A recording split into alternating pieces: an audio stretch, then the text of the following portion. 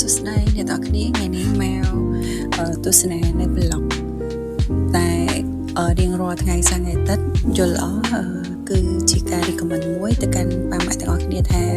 ប្រសិនបើយើងមានពេលវេលាសម្រាប់ពីការងារឬមួយក៏ការរកស៊ីយើងអាចនាំកូនរបស់យើងទៅលេងនៅ playground ព្រោះអី playground ផ្ដល់អត្ថប្រយោជន៍ជាច្រើនដល់ពួកគាត់ដូចជាជួយឲ្យគាត់បណ្ដុះនៅស្មារតីឆ្លាតវៃហើយមានទំនាក់ទំនងល្អជាមួយនឹងអ្នកនៅជុំវិញខ្លួនហើយពិសេសជាងនេះទៅទៀតហ្នឹងគឺមានហ្គេមលេងកម្សាន្តជាច្រើនផងដែរដែលអាចឲ្យកូនរបស់យើងហ្នឹងបង្កើនការអភិវឌ្ឍនៅក្នុងការលូតលាស់និងការគិតរបស់ពួកគាត់កាន់តែបានលឿនហើយអ្វីដែលពិសេសនោះគឺយើងកុំភ្លេចថារបស់មួយចំនួនដែលមានដាក់តាំងនៅ playground ហ្នឹងគឺយើងគួរតែរៀនកត់សម្គាល់ថាតើរបស់ណាស័ក្តិសមនឹងក្មេងឬក៏កូនរបស់យើងហ្នឹងនៅអាយុប្រហែលនិងវ័យប្រហែលផងដែរដើម្បីឲ្យគាត់លេងទៅមិនបង្កជាគ្រោះថ្នាក់និងហានិភ័យហើយនៅតែនិយាយដែរគឺ playground គឺល្អខ្លាំងមែនតើហើយមួយទៀតបើសិនជាយើងទៅ Eon មួយកុំភ្លេចណាគឺ Kidzona គឺជាកន្លែងមួយដែលល្អសម្រាប់កូនព្រោះអី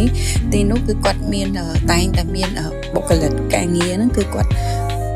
ជួយបណ្ដុះកូនយើងឬក៏ក្មេងៗដែលគាត់ទៅលេងទីនោះហ្នឹងគឺមានហ្គេមកំសាន្តតាមផាតរបស់គាត់បន្ទាប់ពីយើងចូលទៅលេងនៅនឹងអញ្ចឹងណាមិនមានន័យថាទៅលេងគឺលេងតែឯងហើយមានផាតជាច្រើនដែលអាចឲ្យកូនរបស់យើងលេងហើយនឹងបង្កើនអារម្មណ៍ល្អហើយពិសេសជាងនេះទៅទៀតហ្នឹងគឺទីកន្លែងមួយគឺសិតតែបណ្ដុះនៅស្មារតីឲ្យពួកគាត់ហ្នឹងចេះគិតចេះពិចារណានិងបង្កើតទំនាក់ទំនងល្អហើយអ្វីដែលពិសេសហ្នឹងគឺហ្គេមនីមួយដែលពួកគាត់បានលេងទៅតាមនីតិម៉ោងមួយចំនួននៃការសម្រាកនៅក្នុងការលេង around ជុំវិញ playground ហ្នឹងគឺតែងតែមានការប្រកួតនិងប្រណាំងប្រជែងគ្នាដើម្បីដណ្ដើមយកជ័យលាភីហើយអ្នកឈ្នះគឺតែងទទួលបាននំឬក៏ជាស្ករគ្រាប់ឬក៏ជាវត្ថុផ្សេងដែលខាងពួកគាត់ហ្នឹងចាត់ចែងឲ្យអញ្ចឹងអ្វីដែលល្អគឺនៅពេលដែលយើងចំណាយពេលសម្រាប់ខ្លួនយើងការងាររកស៊ីពេញមួយសប្តាហ៍យើងគួរតែចំណាយពេលវេលាមួយសម្រាប់កូនរបស់យើងដែរដើម្បីឲ្យពួកគាត់ហ្នឹងមានភាពសប្បាយរីករាយហើយជំរុញទឹកចិត្តគាត់ឲ្យចូលរួមលេងកម្សាន្តនៅពេលដែលគាត់ទៅលេង playground ប្រសិនបើអ្នកចាត់ចែងនៅក្នុងការលេងនោះគឺគាត់